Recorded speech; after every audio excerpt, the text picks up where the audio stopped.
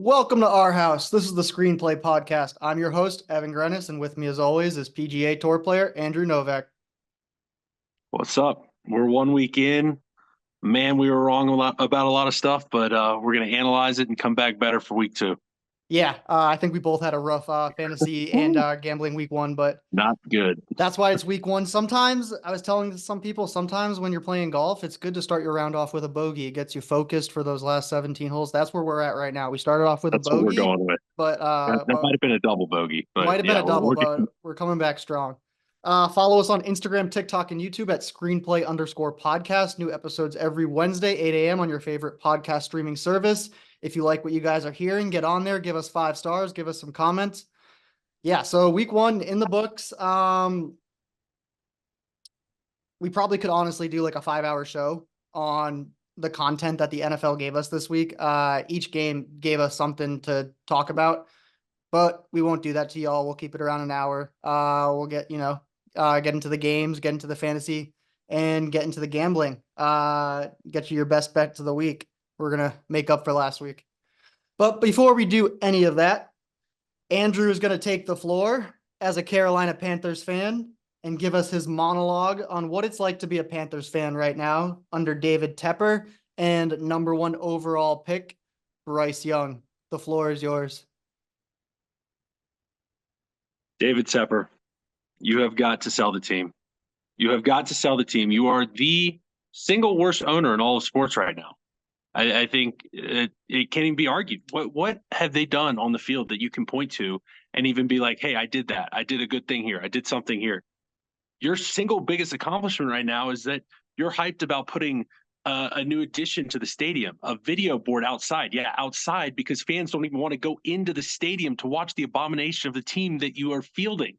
It is so sorry. It is awful. I'm going to the game this week, playing the Chargers, and I don't understand how they're even selling tickets. There's nobody going to be going. It's going to be horrible football. We're an absolute joke in the league. I just don't understand. Any other business, you'd be fired from your position, but I guess because you're the owner, you just don't fire yourself. I don't know. You need to remove yourself. No one in Charlotte wants you. No one in the Carolinas wants you. You can go back to Pittsburgh, have a great time, but you got to go, bud. I mean, this is over. Jeez, tell them how you really feel. All right. Yeah. I was on the Panthers this week. I was not the only one. It was actually a popular pick out there, taking Panthers plus money in that divisional match, and it was over. It was over fast. Bryce Young looks terrible. Um, yeah, not a whole lot of good coming out of Carolina right now. I- I've never seen a season over so fast. Maybe the Jets last year, I guess, when A-Rod snapped his Achilles. But Yeah. there's nothing to even look forward to this year. We have 16 more games. Like nothing. They're going to just be horrible. I would legitimately say it's probably a 50-50 to go 0-17 or not. I think there is a very real chance that this Carolina Panthers team sets the record for the largest point differential for an entire season. I don't know what the 0-16 Lions were at, but I imagine that we might get pretty close or beat it. We got an extra game, so add another -30 to it. I really thought Dave Canales being from, you know, that what is it, the NFC Yeah, South would know the Saints pretty well and be able to pull up something, but didn't happen. no, Nope. So I will not be touching Panthers unless we're fading them the rest of the season. We're back to a Fade the Panthers podcast. fade the Panthers podcast. All right, let's Goodness. get into Monday Night Football. CMC was out. Mason came in 28 carries, went off in fantasy. Purdy looked really good, 19 for 29, 231. Rodgers 13 of 21, 167, a touchdown and a pick. What was your feeling from this game? I mean, the big story was CMC out, and the 49ers did not skip a beat. Yeah, obviously, 49ers at home, Aaron Rodgers coming back off a big injury. It's not a huge surprise that the 49ers kind of rolled in this game. No, I don't think it's Um, it's not a big deal to lose that game. I think I think there were some things in this game that surprised me a bit that really make the 49ers look good. First off, Ayuk looked rusty. He dropped one in the end zone, didn't look super great. That's probably because he hasn't been practicing because of the whole contract situation that I assume will get cleaned up. I was most impressed by the push they were getting. The Jets have a good defense by all accounts. Like their defensive line should be pretty good. I thought the San Fran O line was potentially going to be slightly down this year from where it's been, and man, they were moving guys. I was super impressed. Obviously, Jordan Mason looked great, and he was running it well. And this is definitely a bit of a system, that helps favor the running backs. But I was very impressed with how much space he had to run I was yesterday. thinking about this. Do you think that if I was playing running back or you were playing running back in Kyle Shanahan's system, you would have positive yards at the end of the game? There were a couple plays where I absolutely would have gained yards, but there were also a couple plays where I don't want to take the credit away from Jordan Mason. He was actually running fantastically. I don't Yeah. think if McCaffrey goes in, he runs for 200. No, yeah. I thought Mason was doing a really good job getting what he could on the runs. If there was any team in the NFL, it probably would be a Shanahan system because man, there were a couple plays where I was watching and I'm like, he had 8 foot holes to run through, just not even anybody near him for at least 5 or 6 yards. It was really impressive. Yeah, they were just rushing it up the gut the entire game. The Jets couldn't handle it. The Jets D actually ranked in the bottom 5 on PFF for last week. So for a top tier defense that we think they're going to be, they need to pick it up. I mean, obviously playing the 49ers is tough, but yeah, not a good performance by the Jets D. If they want to have a good season, that defense is going to have to perform. Sunday night football. Rams and Lions. Lions take this one 26-20 in overtime. What are your takeaways here? I mean, the Rams had a lot of injuries. Honestly, Kupp and Stafford carried the Rams to make this a game. I said this last week that Stafford might have been my number 5 quarterback in the NFL. Watching that this week, I'm not sure how many guys in the league could have did what Stafford did with those players out to get them into overtime. Yeah, he looked good. He looked really good. I mean, the Rams got to be. I know it's a loss, but they got to be pretty happy going prime time into the Lions' place and putting up that kind of performance. Stafford definitely wants that one pick back they threw in the end zone, but outside of that, it was a really clean game. I thought they played really well. It He does worry definitely me though that Cup had 21 targets. I mean, we know yeah. Puka's out. That's it's just not a formula to consistently He win games. he did this last year though when Cup went down. He just started spamming Puka when he only has one guy. He's just like, all right, I'm going to you. Yeah. It's what he does. I mean, Cooper Cup owners got to be really happy about it. Yeah, I'm I not thought he super looked high on the Rams pretty over the healthy. next month. But I think following the first 5 or 6 weeks, the Rams are really going to turn it on and make a push. But Yeah, the Lions look good. Um, Man, if I was playing the Lions, their backfield is tough, their weapons are stacked, not a whole they're lot to hard do to against the defend for sure. Lions. Yeah, I thought the Rams defense did a lot of good things. They limited Goff decently, in the throwing game, and they did a lot of good things. It just overtime came. The Lions realized that ground and pound was a thing that they could do again, and they just let David Montgomery kind of take over, which I think that's one of their biggest attributes as an offense is they can hit you so many different ways. They have the speed over the top with JMO. They got underneath Laporta, Amon Ra, and then if they want to, they can just line it up and run it right through your mouth. Yeah. Did you see the Dan Campbell Applebee's commercial? Yes, many times. Many times. That's a good commercial. I need some more It's Dan Campbell decent. commercials. All right. Thursday night football. We had the Chiefs defeating the Ravens 27-20. I learned nothing from this game. To me, it's the same old Baltimore and the same old Kansas City. Uh, I mean, Lamar's a great player, but I feel like it's the same story every time. It's like, oh, Lamar had a good game. He just needed to make 1 or 2 more passes. Yeah, Yeah, the but miss you say that today was every tough. time. I wanted OT in this game. That would have been fun. That felt fitting. It was a weird game though. Watching it, it felt like the Ravens were moving it all right, but couldn't figure it out early, and then they had some bigger plays later. But then every time the Chiefs would get the ball, it was just kind of ting, ting, ting, whatever. So the play disparities ended up really weird. The Chiefs only ran 50 plays for the game. They were actually pretty efficient.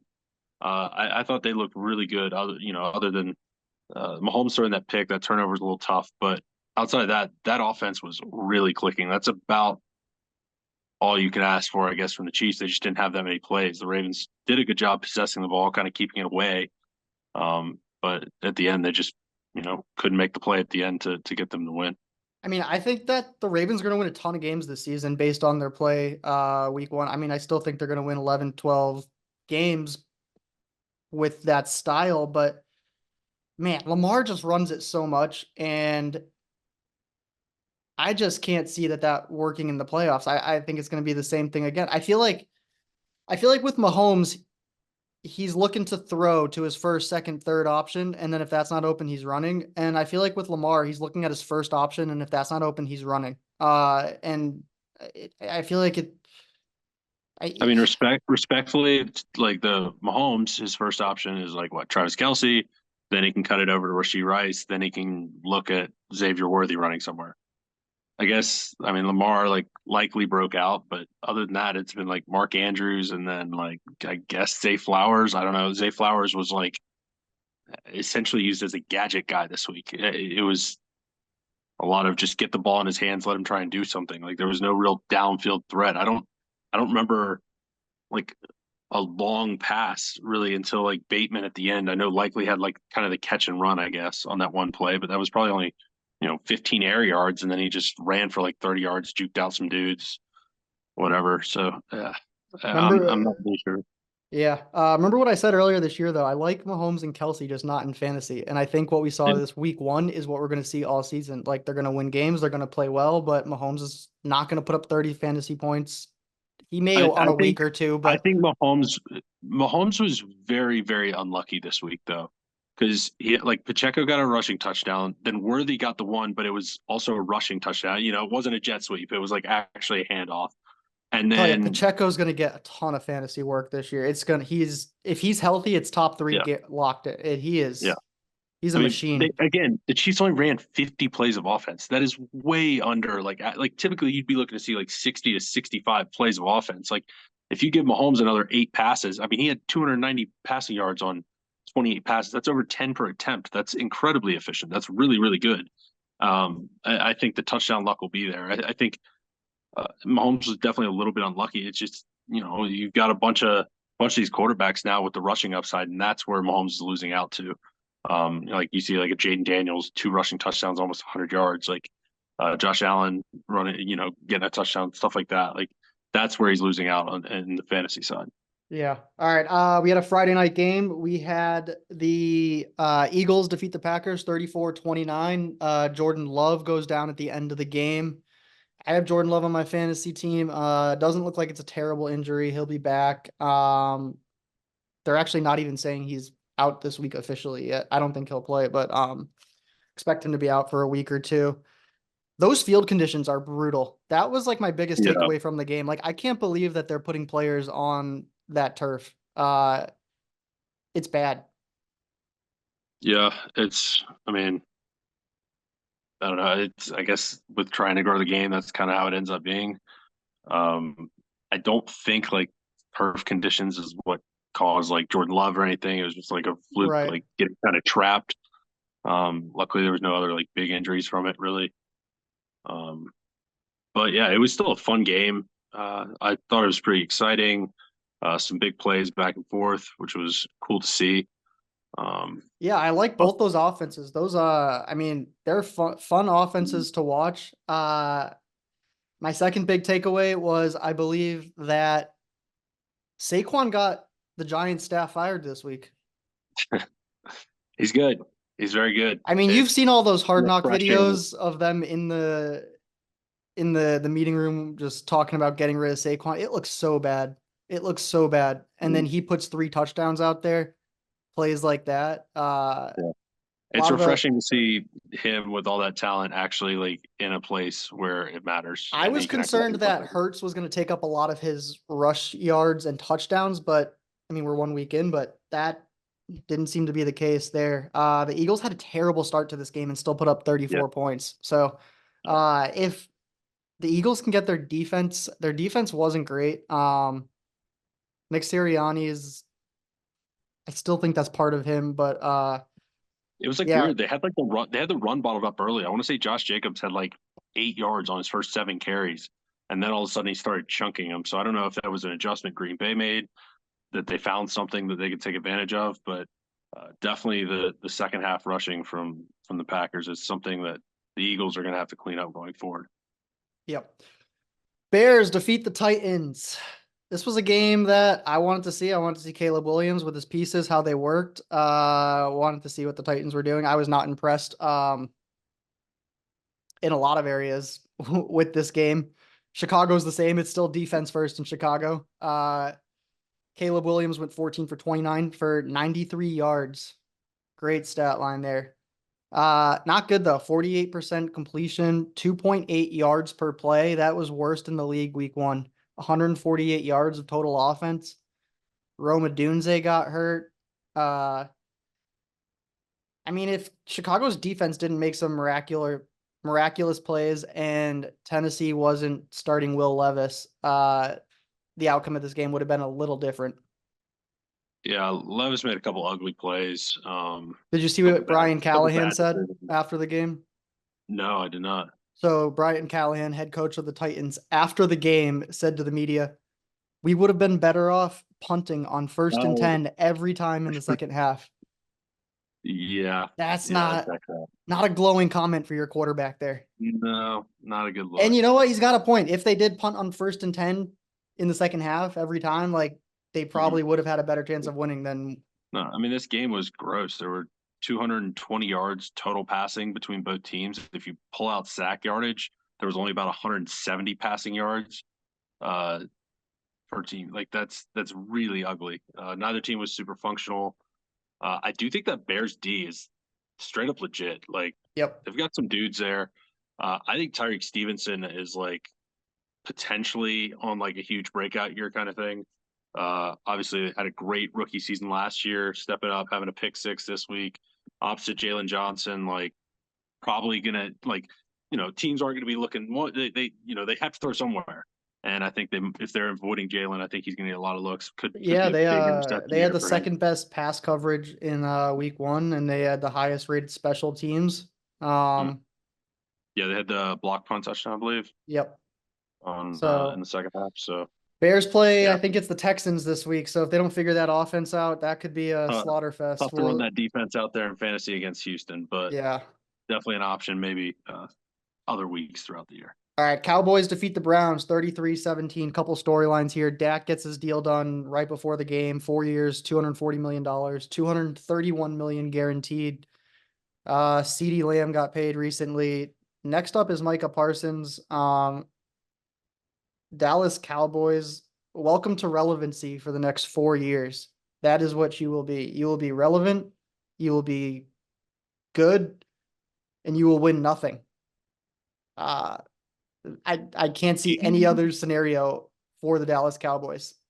You can keep your Cowboys hate going. We'll see. We'll see how it goes. I It's the think same thing every year. They're gonna win 10, 12 games. They're gonna blow out some teams. They're gonna look we'll good, see. We'll see. and We'll see. they're gonna get to the Browns look playoffs and the get knocked Browns look out. shockingly bad to me. They So did. I was a little surprised by that. Now I don't know if that was Cowboys doing that or if that was the Browns. Deshaun is like horrible. Like I, It's tough. I outside don't. of Bryce Young, I'm not sure I saw a whole lot worse than what Deshaun was out there doing. Do you know? Okay, fun little stat for you. Amari Cooper. This was as of I guess Sunday, maybe before the Sunday night game. Amari Cooper was leading the NFL in total air yards. He had like 175 air yards. He had two catches for 16 yards by the end of the game. I mean, Deshaun couldn't put anything in the vicinity of him. Now, Amari did drop one at the end. It would have been a little bit of a tougher catch, but No, it's I saw probably it. one He was he like should make. throwing balls like out of bounds, Hey, like awful. 24 He had for 45 throws, 169 yards, 2 picks. no capability to hit anybody in stride, in In the his hands. in his It's 13 awful. starts, he's throwing 59%. It's bad. You can't trade him. You can't cut him. Uh, it Yeah. it's bad. He had You're getting booed on the road. He's getting booed at home. Nobody wants him. It's yeah. Yeah, They had he's out. 45 pass He's out of attempts. this. He's out of this league soon in the Yeah. next year or two. His The name's Browns had and now 45 he's got pass a new attempts. allegation against him. I mean, Well, we'll see where that goes. But yeah, so the Browns had 45 pass attempts. If you take the sack adjusted yards, they basically averaged about 3 yards per attempt and had 2 picks in there. Like that's horrible. I just don't see outside of, hey, we're paying him this much, we have to play him. Like I just don't see how Jameis doesn't get thrown out there at some point. Like there's no way Jameis is worse than this. no I chance. I I feel like at some point they're just going to have to be like, all right, Jameis, like take over. Like And I feel like he's also got to be more it's liked in the terrible. locker room No, as yeah. a guy Well, that, I think Jameis has got to be much more like well liked in the locker room. He's like very yeah, personable. I feel like yep. he's The guys a like goofy Jameis. dude, but I feel Yeah, like teammates do rally for him a little bit. So I would like to see that at some point because I don't think this Browns team is that bad, but I could see it really nosediving if they don't really have leadership and Deshaun's just sucking every week. Like they don't have a whole lot to play for. Obviously, also being in a tough division is not going to help if you start stacking up losses. yeah. All right, we went into depth on some of those games. We got a lot more here. We're going to touch on them quickly. Bills defeat the Cards 34-28. This was, if you went to this game, you bought tickets to the Josh Allen show. That was about it. I mean, he did everything. Crazy good fantasy player. I thought Kyler Murray looked good. I thought both these teams looked good. I think the Cardinals passing game was like a little off still.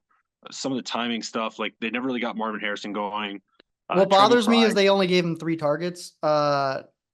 yeah. And there was like obviously there's the video of him running free that would have been a Yep. touchdown, and Kyler never saw him. I think it's stuff like that. Like they just never really got their timing squared away. Like McBride wasn't very efficient. They couldn't really get anything going there. Greg Dortch was working well in the slot, but that was about it. It was all like a lot of short game stuff. They never really got it going. Now that might have been because Greg Rousseau was literally just living in their backfield.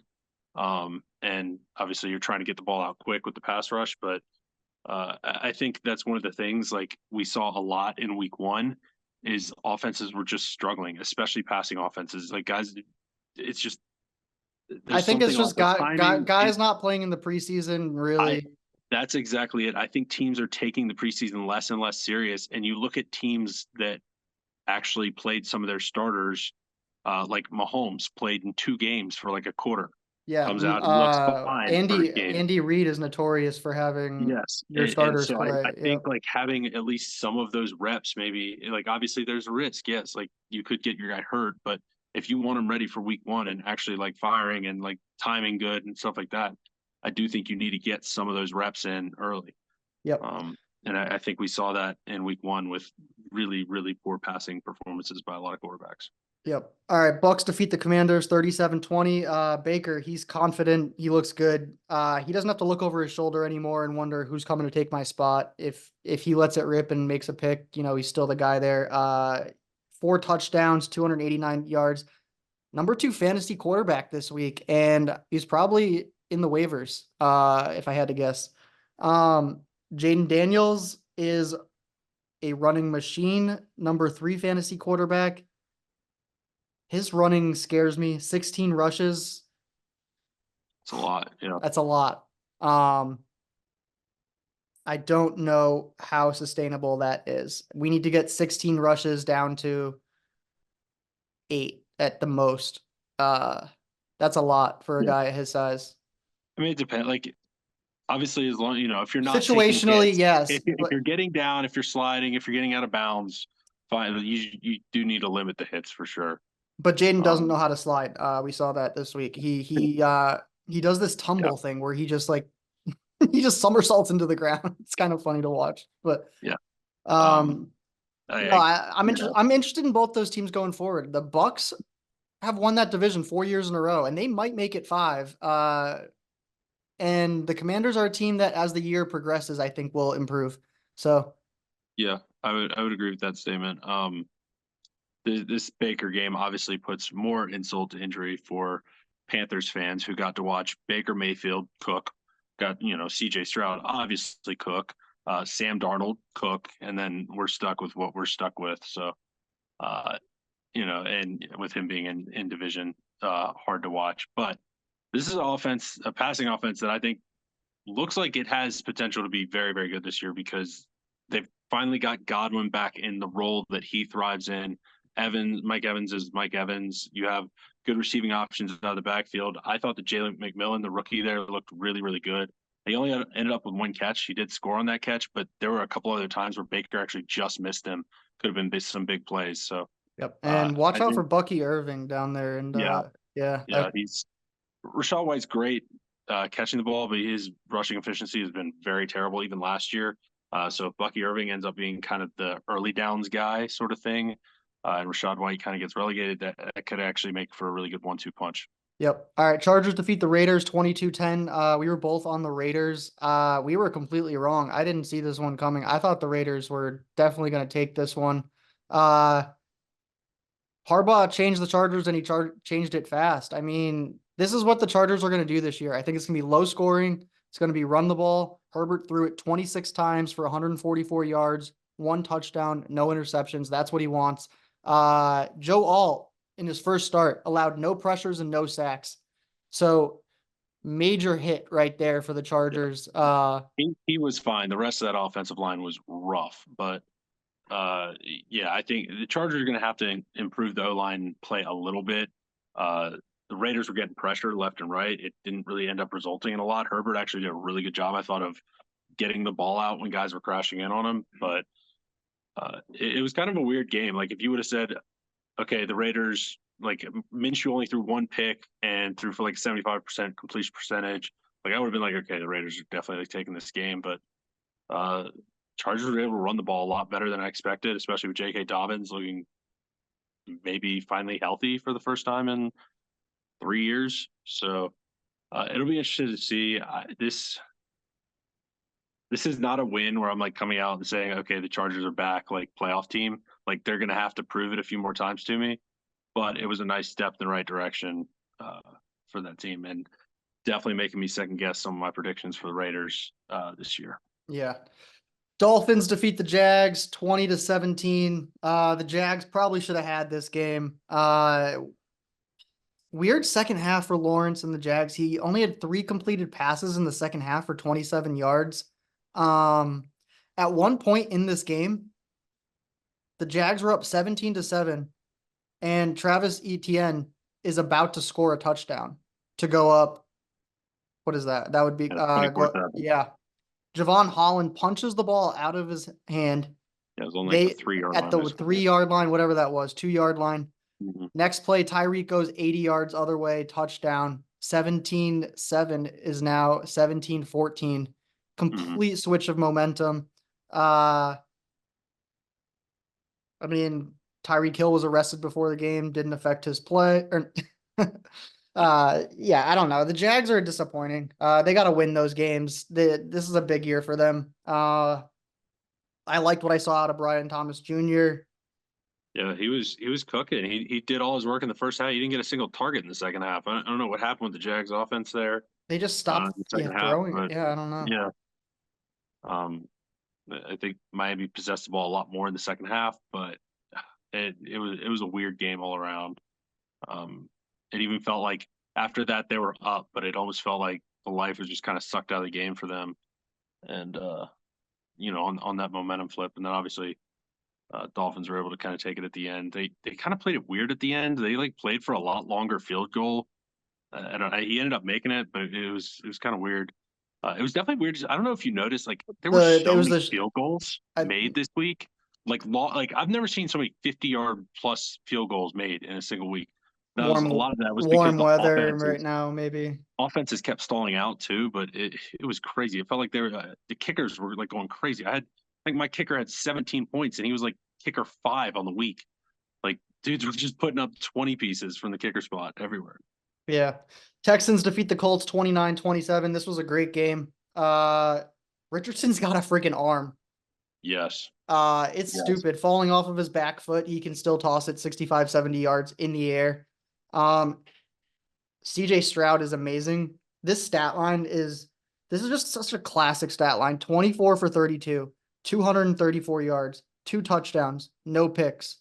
Oh, that's just beautiful. That's every coach's dream. And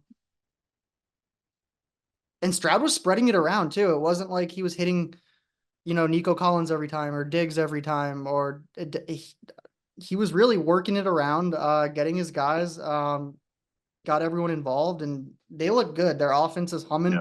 But they ran it really, really well with Mixon too, they which did. helped possess the ball. It I, I like what I saw out of the Colts though. That I think Yeah, this I was a think positive for the Colts. I would agree with that. Texans ran like close to double the plays that the Colts ran almost in this game. They really just possessed the ball and kept it away. I don't know if Anthony Richardson is going to be like MVP or an all pro player, pro ball. I don't even know if he's going to be decent this year. I do think he's going to have probably the coolest highlight tape by the end of the year when it's all said and done. That he threw a ball 65 yards, dropped it perfectly in his man after slipping at the top of his drop. Like he should have probably been sacked, somehow recovered from that, like just took a little step left and just casually threw it farther than most any quarterbacks can in the NFL. Like ridiculous, ridiculous play. I hope we get to see more of that. Super fun to watch. It's going to be definitely like receiver by committee out of this team. Like I thought AD Mitchell looked really good, but he spread it. I thought Well, he Richardson didn't he spread it didn't he around didn't pretty throw it good. a ton. He only threw it 19 Yeah, times. So 'cause when they got down the field, they got down the field quick with a couple of those deep passes. I think that's what a lot of it's going to be, though. I think it's going to be a lot of him and Jonathan Taylor running the football and then mixing that in with some more deeper looks, like run, get the linebackers to step up, hit something over the top, mhm. like find if that's Pittman across the middle on like some sort of dig, or if you're taking the top off with Pierce or AD Mitchell or whatever. So Yep. All right. Steelers defeat the Falcons 18-10. This was a classic Steelers win. 6 field goals, no touchdowns, 18 points. If Mike Tomlin's coaching your team, then that's how they're gonna win. win, yeah, But honestly, Fields, if he gives me this stat line every week, 17 for 23, 156, no touchdowns, no interceptions, 14 rush, 57 yards, the Steelers are going to have success. If their yeah, quarterback just doesn't turn the ball over, with how that defense plays, they're going to be in every game. The Falcons, it was probably a tough start for them playing the Steelers. A lot of new pieces coming together. It didn't look good. I think it's weird that London only got three targets. That's probably not what fantasy owners want to see. I do like Bijan with 18 running attempts though and 5 receptions. Those are numbers I want to see out of him. 18 and 5, I like that. yeah. But This was another one where like the Falcons just like never even had the ball. Like the Steelers were super efficient with it. Like Fields didn't have that many incompletions. They ran the ball a ton. Like they just kept the clock ticking. Chris The Boswell, Falcons, he had 6 field goals. yeah, I think he had what, like 27 fantasy points, maybe something up there. he had a lot, yeah. Yeah. But the Falcons just like never had the ball, and then when they did, like Kirk turned it over a couple times. Like it was a very weird game for the Falcons. I Yeah. was more Two concerned. picks for Kirk on 26 tosses. That's not going to get it done. He looked like he could not move out there. He looked bad, like top of his drops, like everything. He did not look super interested in like pushing off of that right foot that he just tore the Achilles on last year. If he doesn't start moving a little better, like the Falcons, like really might have to look to like a Michael Penix, like making them move sooner than they would like, because he's just out there. He can't move. He's going to get killed back there because he can't drive. He can't push off it and push the ball downfield. Like it did not look good. It looked like a guy that was playing with a high ankle sprain, like when he was moving out there. Now, hopefully, you're thinking that's just like first week back, getting his feet under him, and it'll loosen up and he'll be fine as it goes. But that is definitely something to watch going forward for Kirk Yeah. Cousins and Falcons. Patriots defeat the Bengals 16-10. This was probably the big upset of the week, especially in a lot of survivor pools. This was ugly. The Patriots might be a little better than we expected. They still have a good defense. They still have a good special teams. Burrow did not have a lot to work with. They had the second worst receiving offense in week 1. Chase was on a snap count. Higgins was out. Burton played 8 snaps, but didn't see a target. I mean, Andre, I've never even heard of this guy. Andre Yes, boss. Uzivias, Yes, six boss. Yeah. targets. That's, Yeah, Ivy leaguer. He's not a bad player, but yeah, that's not I'm not exactly what saying you he's a want as bad like player, your but if he's wide getting receiver if one. he's Yeah, getting six targets from Burrow, then that's a problem. yeah. Bro looked bad though. Like, I think this wrist thing could be like a real issue. Like there was multiple times during the game they would cut over to him on the sideline. He's like flexing his wrist, doing stuff with his wrist. Like he's not right. He's not 100%. In my opinion, like just based on stuff like that. Like if you're feeling fine, that shouldn't be bothering you, right? Like I don't know. I mean, he got the surgery and got whatever done, but if he can't grip the ball, if he can't, doesn't have full strength or whatever, that's going to be a serious problem for this offense. Yeah. Vikings defeat the Giants 28-6. Sam Darnold looked good. 19 to 24, 208, two touchdowns and a pick. Daniel Jones looked not so good, 22 of 42, no touchdowns, an embarrassing interception on a RPO. Um, really embarrassing pick on an RPO. I can't take much from this. I the Giants suck, so I I I don't know if the Vikings are a little better than we think they are going to be, or if the Giants are just that bad.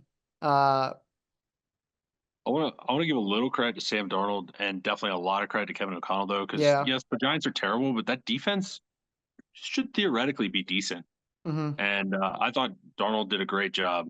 Um, it's he's everybody thought it would kind of be maybe a JJ McCarthy year, and obviously with the injury there, it's like okay, Sam Darnold, this is your team now. Like I haven't thought take about this, over. but this just popped in my head right now. What if Darnold wins a playoff game with the Vikings?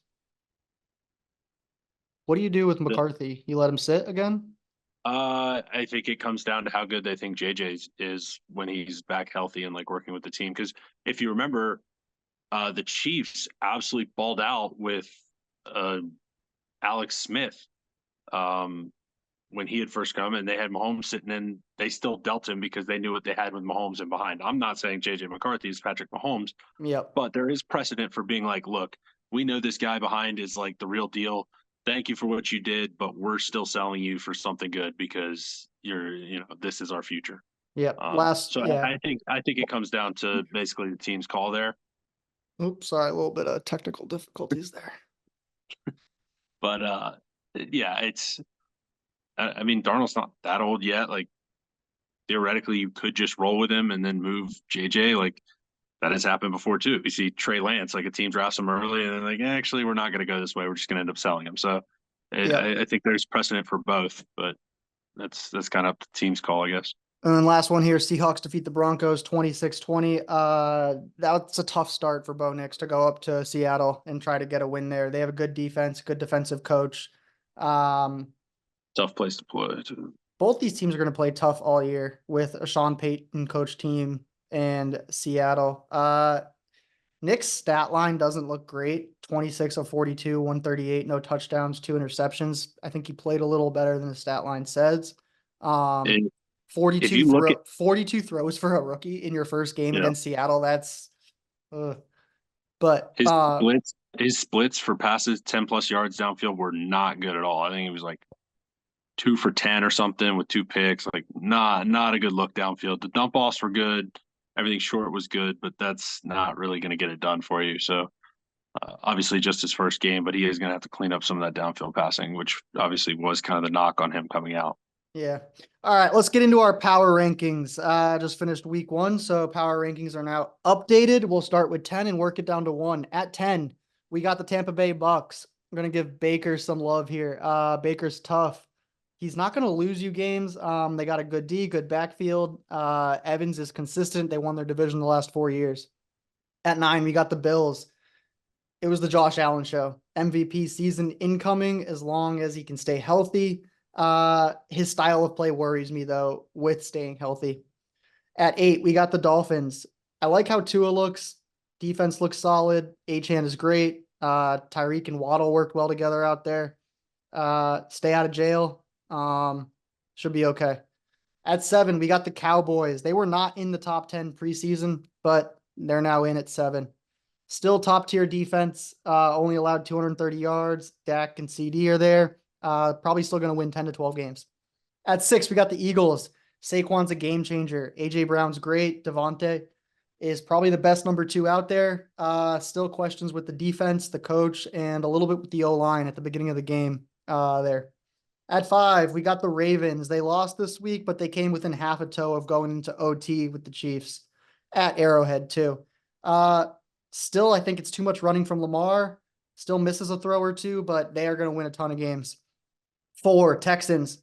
Really liked what I see. A lot of offensive firepower everywhere. CJ Stroud is him. I thought this might be a year early for them to make a Super Bowl run, but I don't think so. I think this might be they might be ready to make that run this year with what I'm seeing. 3, I got the Lions. Good start. So much offense firepower. The combo of the backfield, Montgomery and Gibbs, I'm loving it. Amon-Ra, Jamison Williams, Laporta, a lot of options. Lions at 3. At 2, we got the 49ers. CMC didn't play, but Ayuk played, Williams played, Purdy looked great. Shanahan's scheme looked great. Mason took advantage of that. A ton of weapons. And then at 1, we got the Chiefs. Just beat the Ravens. Mahomes is Mahomes. If you were going to beat the Chiefs, last year was probably the year to do it. I think they're better than they were last year. That was our power rankings. All right. Week 1 overreactions. Everyone watches the games and then immediately comes to some thoughts. What are some overreactions from week 1 that we shouldn't take too seriously, or maybe some overreactions that are warranted? Yeah, just in general, we talked about the offense was down, man. A lot of really good players underperformed. Obviously, like some of the top guys that went early, like Amon-Ra St. Brown or a Marvin Harrison Jr. Like these are guys that you probably took first round, maybe top of the second, and basically didn't do anything. I'm not panicking on I'm not panicking on those guys yet. Like, it's one game. Fluke stuff can happen. Like it's it's not like they weren't out there running routes. It's not like they weren't playing. They didn't get hurt or anything. It's just it is what it is. It's one week. Um, like you can lump Olave in there too. And then it was weird to see there was a ton of tight ends that basically all just flopped. Pretty much all of them, like Kelsey, Mark Andrews, Laporta didn't really have a big game. Kincaid did nothing. Like these are all the top guys. Evan Ingram didn't really get anything. It was a very weird week for tight ends. Obviously, Likely was the only one that really blew up. I think Foster Moreau kind of had a big game out of nowhere, but like the tight ends were not really doing anything. I would not panic really on any of the tight ends. Last year, I think tight end 1 after week 1 was Hunter Henry. So that tells you that. I guess the one maybe a little concerning would be Mark Andrews. I'm not super concerned there yet because it was just kind of a weird fluke game. I think Likely is definitely going to be a thing, but Likely almost is like a bit of a wide receiver in that offense. Um, with a lot of what he does, like Mark Andrews still getting his. He played more snaps. He ran more routes than Likely. It just was a weird fluke game. Like usually with his target share that he gets, he's going to be getting like 7 targets in a game like that, 7, 8 targets with how many routes he ran. So I would not be concerned there. A few like kind of mid-tier wide receivers like a DK Metcalf, Amari Cooper, guys like that struggled. I'm not super concerned about Amari because the air yards were there. He just got super unlucky with that. I am concerned about the quarterback play there, so that could be a concern. It's week 1. Like a lot of that, like you got to wait and see. Like it's hard with top guys to really count them out until like week 3, I would say. Yeah. My overreactions are a little more on the team side as opposed to players. An overreaction I think would be the Bengals are done. I didn't know this, but Joe Burrow's 1-8 in his first 2 games for season openers, like games 1 and 2. He's 1-8. Just take them off. For some reason, he does not start well. I don't know what Yeah. it is. Think they're still going to be okay. Hmm. Another overreaction is going to be every Cowboys fan with how about them boys? Nope.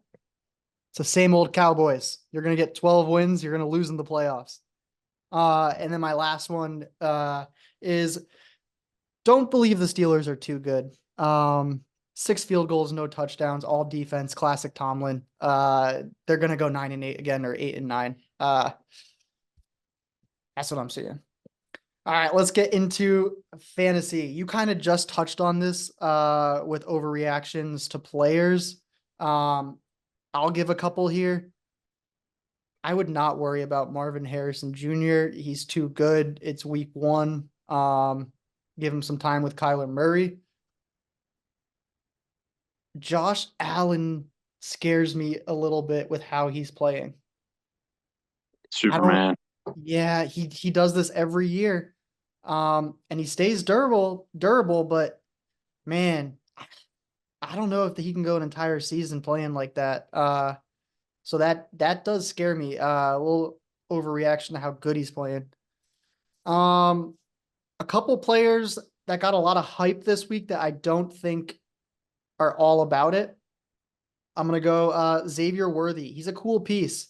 He's gonna be a very up and down fantasy guy. Like he went off this week. He's a new player. They wanted to get him involved. Don't expect him to get 20 points every week. I kind of see him as like a pop on, pop off guy. Don't know which week he's gonna explode, which week he's not. And I think there's a little too much hype on J.K. Dobbins. 3 years in a row, injury prone. The game this week, he only had 10 attempts, but he went for 135 yards and he only played 58% of snaps. So he went off this week. Um, I just don't expect that all season. I really got to see him stay healthy before I get any type of hype on him at all. Do you have any players who are getting a little too much hype right now? I would say hype on the other side that I actually do agree with. Okay, let's hear it. Obviously, like I I just mentioned some studs that underperformed. I think there's a couple guys. Drake London, I am very concerned about. Obviously, we went early in drafts, and I just talked about you don't want to give up on guys early, but literally based on how Kirk Cousins looked, I am very concerned there because Kirk might be like actually broken. Now, it is possible. I guess Penix could come in and save the day, but that's not really what you want for a wide receiver that you're really going to be banking on. Drake London did not get looked at much in this game, and I am legitimately concerned there. And then like a guy like a Javonte Williams, if you drafted him and thought he was going to be the guy, he literally just got outsnapped in week one by Jaleel McLaughlin. Like, yes, if you have a poor week, like okay, whatever. If you're getting outsnapped and you're just not even the guy, like that's going to be a problem going forward. So definitely some concern in situations like that. Who are who's a big shocker that no one saw coming, that no one really had on their draft board? Uh that really, I mean, maybe had on their draft board, but popped off in week one that should be there to stay the rest of the season. I think it happened on Thursday. I think Isaiah Likely. Yeah. I think it's legit. You I've actually loved the saw it at the talent. end of last year. Yeah, His numbers at the end of after last Andrews got year, hurt. Yeah. after Andrews got hurt, took off. Mhm. And then 12 targets. I mean, that's Yeah. great. Yeah, I've, Isaiah I've always Likely, loved the play. Unbelievable player at Coastal Carolina, and right. obviously it was like I really loved him when he went in the draft. I was like, man, this guy might be like looking at, and then he ended up going to the Ravens. I'm like, he's just gonna be like stuck behind Mark Andrews forever. But really, I think it's allowed him to learn a lot and grow as a player. And now that he's finally getting his time to shine, I think he's legit. I think Mark Andrews and Isaiah Likely are both viable on that team as well in fantasy because literally the wide receivers are horrible. Like they're just going to run two tight end sets basically the whole year, I would assume, Yeah, I'm because looking at it they, now. they have no, He was drafted in the 14th round. yeah, Wow. yeah. I think both are going to be viable. I think you can almost look at Likely as like a wide receiver two. He's Mhm. essentially playing like a bit of a slot role. Like he's definitely blocking, he's doing some tight end things, but he's essentially going to be that kind of role uh, for the Ravens because they don't have wide receivers. Like they have Zay Flowers and they're just using him like underneath.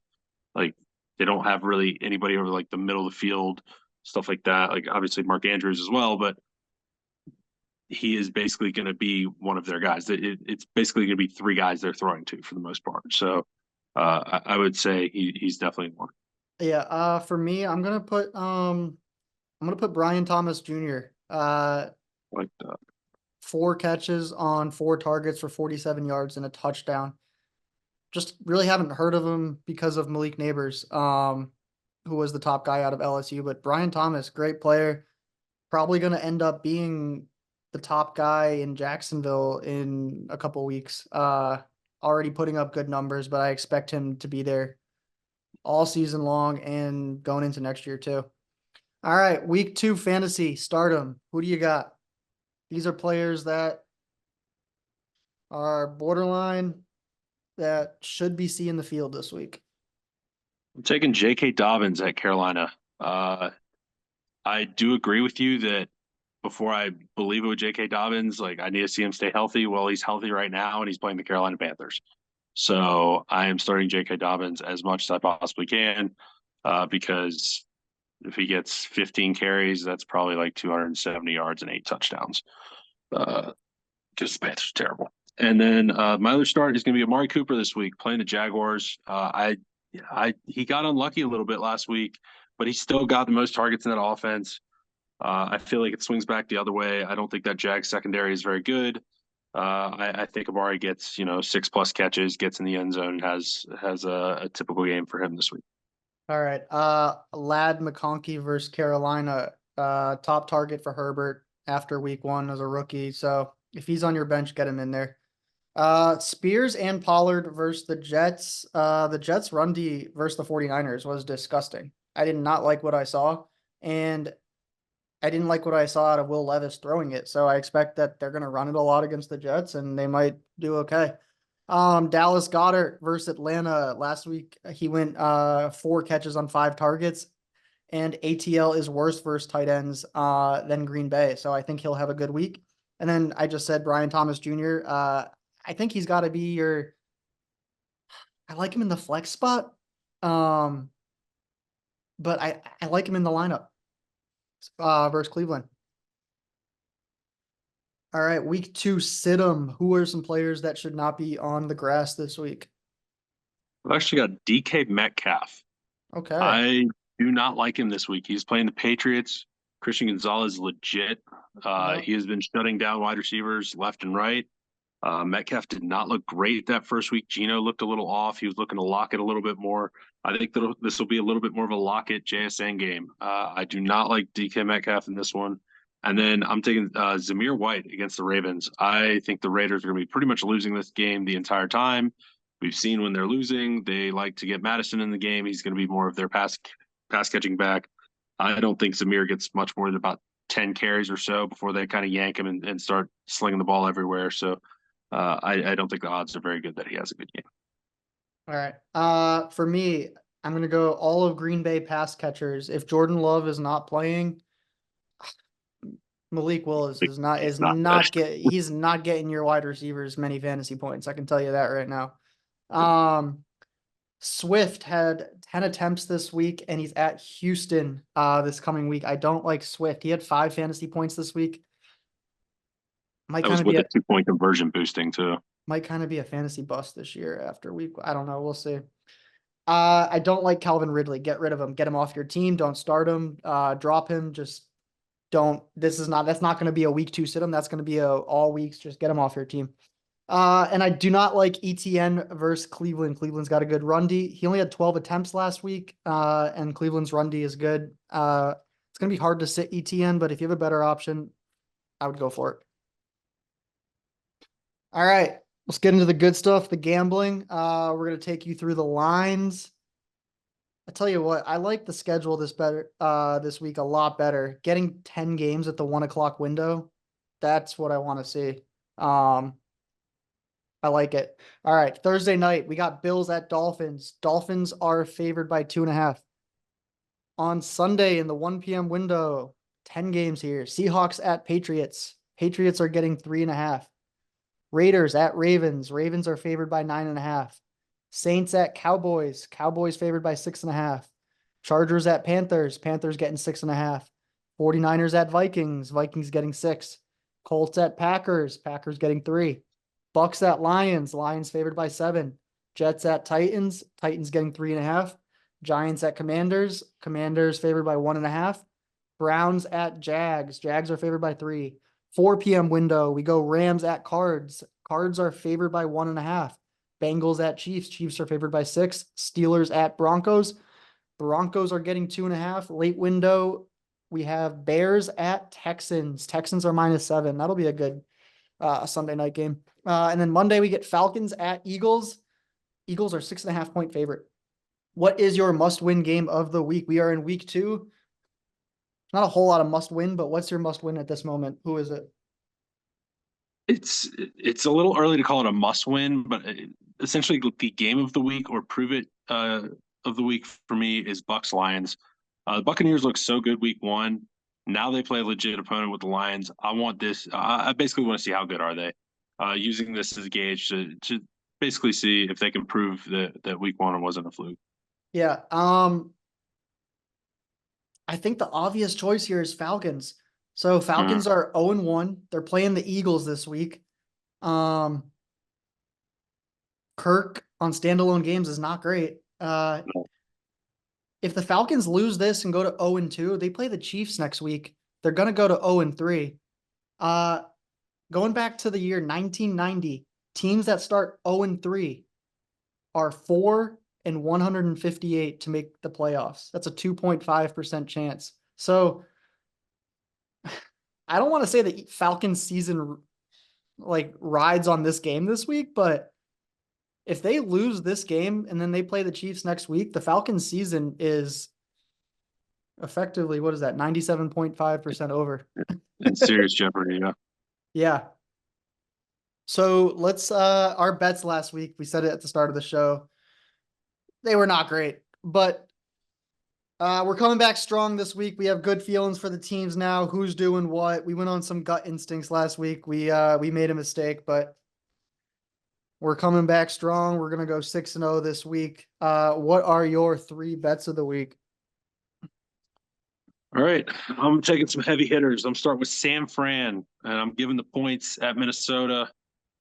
They look so good. They look really, really good. I don't care if McCaffrey's not playing. Like even with Jordan Mason, I think I saw enough that they'll be able to take to Minnesota and beat up on them pretty good. I'm also taking the Kansas City Chiefs and giving the points 6. Home game playing the Bengals. I thought the Bengals looked all out of sorts. Joe Burrow didn't look right. I think the Chiefs could kind of run away with this one. And then lastly, I'm taking that Monday night game. I'm taking the Eagles -6.5, beating the Falcons. Falcons look terrible. Kirk Cousins looked really bad, and he has historically been horrible on Monday or any primetime games, including looking really, really bad at Philly. No, this is a home game, or yeah, this is at Philly. A couple years ago, I think it was Sunday Night Football. They got yanked, lost by like 40. So I think he goes in there, really struggles against this Eagles team, and that's a bit of a blowout as well. All right. I'm going to fade your 49ers pick. I have Minnesota +6. They have more rest than the 49ers. Darnold looked good. They're at home. The 49ers are not going to win 17 games this year. They're going to lose one or 4 or 6. This may be one of them. So I got Minnesota +6. Cowboys -6.5 at home. The Saints, I do not believe, are a good team. They played the Panthers last week. I think the Cowboys absolutely blow out the Saints at home. And I am taking Houston -6.5. I don't see any way that the Bears can put up enough points to cover that spread against the Texans on a primetime game after what I saw in week 1. So lock them in. Those are our bets of the week. We got week 2 NFL coming up. We might be regretting not fading the Panthers as well, but maybe next week. Yeah, we'll see. It's Almost tough. double digits. Yeah. A lot of bigger lines this week. Yeah, I feel a lot more comfortable about some of the picks this week. I'm excited about them. But week 2 NFL coming up. Follow us on Instagram, TikTok, and YouTube at screenplay_podcast. New episodes every Wednesday, 8 a.m. on your favorite streaming platform. Go on there, give us 5 stars, give us some comments. Any words, Andrew? Yeah, David Tepper, sell the team. David Tepper, sell the team. I like it. All right. We will see y'all next week and appreciate it.